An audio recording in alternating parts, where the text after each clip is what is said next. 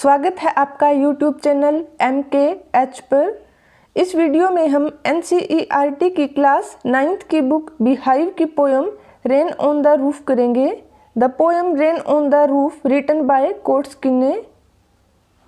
Poem शुरू करने से पहले हम पोइट के बारे में इंट्रोडक्शन कर लेते हैं।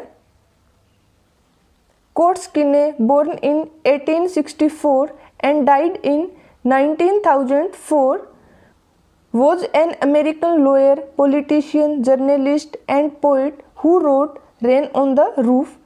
कोट्सकिने अमेरिकन लॉयर थे, पॉलिटिशियन भी थे और जर्नलिस्ट भी थे। रेन ऑन द रूफ इन्हीं के द्वारा लिखी गई है। पोएम शुरू करने से पहले आपको मैं थोड़ा सा पोएम के बारे में बता देती हूँ। कोट्सकिने रेनी डेज के अपने एक्सपीरियंस को शेयर करते हैं कि किस तरीके से जब बारिश होती है तो उन्हें अपनी माँ की याद आ जाती है।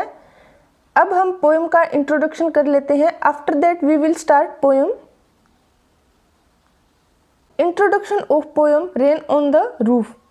इन the poem rain on the roof the poet tries to describe how he feels on a rainy day.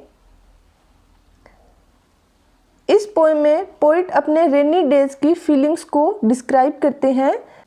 The poet states that whenever it rains he starts to recall all his past memories.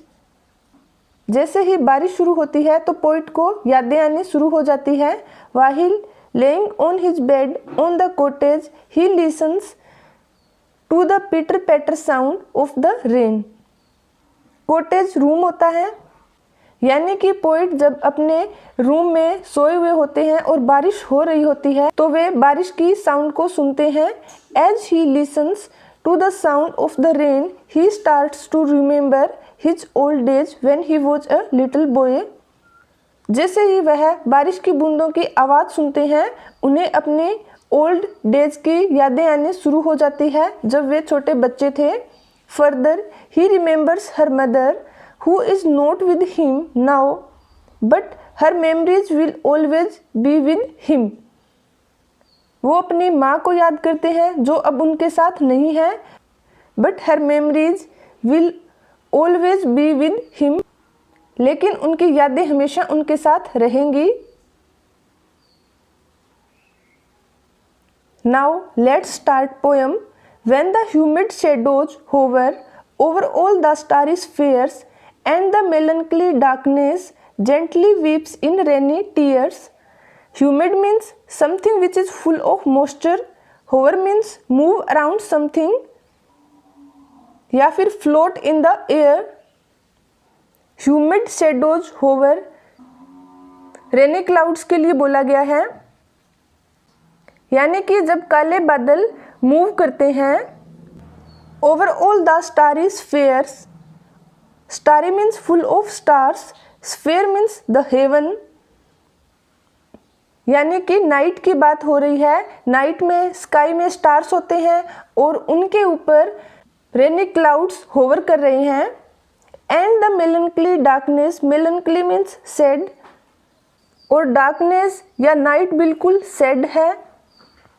Gently weeps in rainy tears, और ऐसे लगता है कि ये sky से आंसू बह रहे हैं।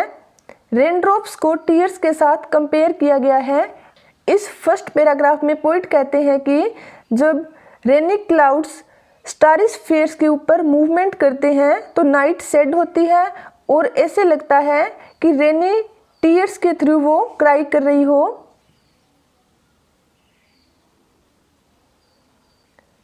What a bliss to press the pillow of a cottage chamber bed and lie listening to the patter of the soft rain overhead।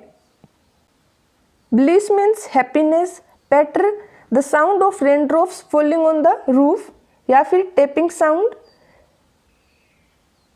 Cottage chamber means the bedroom। अब यहाँ पर पोइट क्या कहते हैं? What a bliss to press the pillow of a cottage chamber bed। Poet कहते हैं कि यह मेरे लिए बहुत ही खुशी की बात है, यानी कि जब बाहर बारिश हो रही होती है and I am sleeping in my room यानी कि पोइट अपने रूम में बेड पर सो रहे हैं और he is pressing the pillow, और उन्होंने अपने सर के नीचे पिल्लो रख रखा है। And lie listening to the patter of the soft rain overhead, और पोइट अपने घर की रूफ पर बारिश की पैटर पैटर की साउंड को सुन रहे हैं।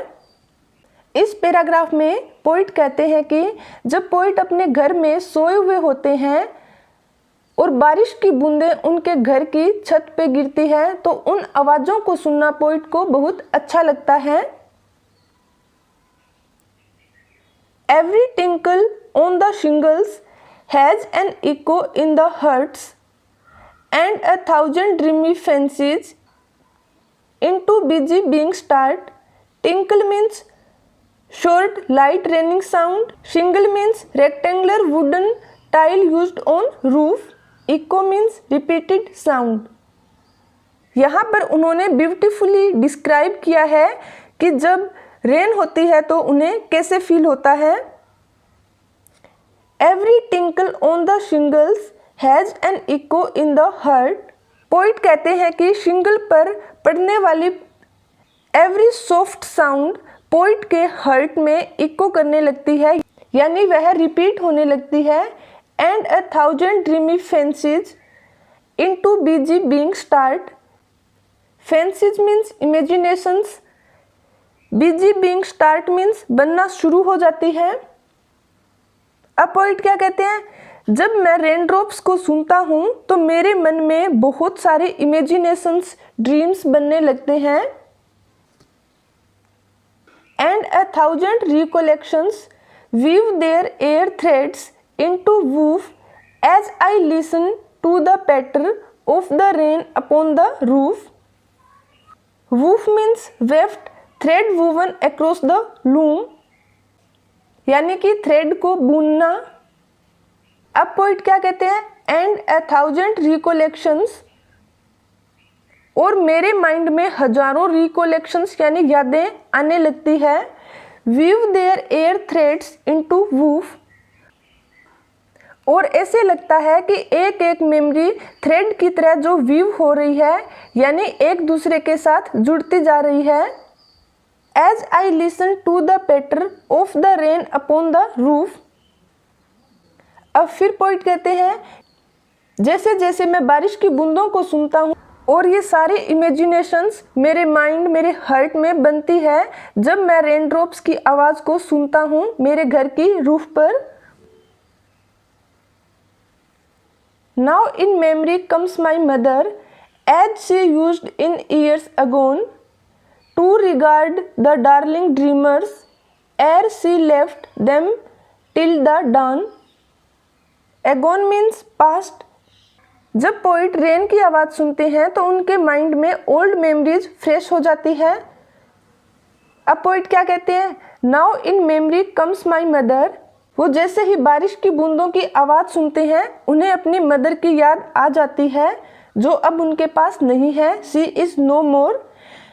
As she used in years agone, agone means past. जो बहुत साल पहले क्या यूज करती थी, to regard the darling dreamers.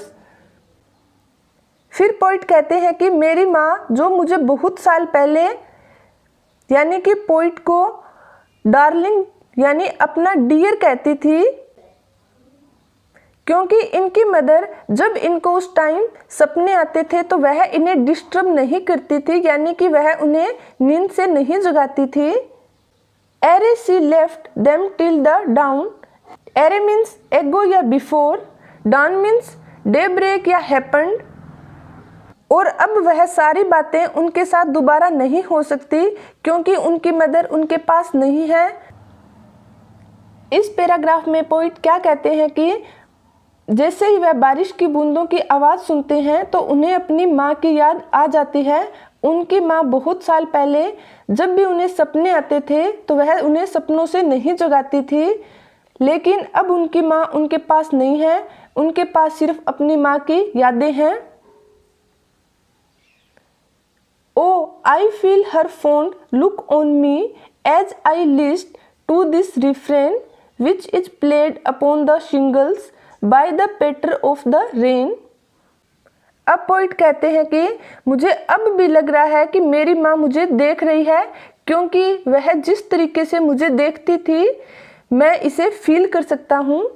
As I listened to this refrain, list means listen, refrain means a repeated part of a song or a poem, the sound of the rain।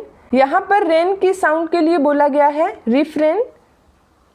As I listen to this refrain, और जैसे ही मैं बारिश की इन बूंदों को बार बार सुनता हूँ मुझे यह लगता है कि मेरी माँ मुझे देख रही है।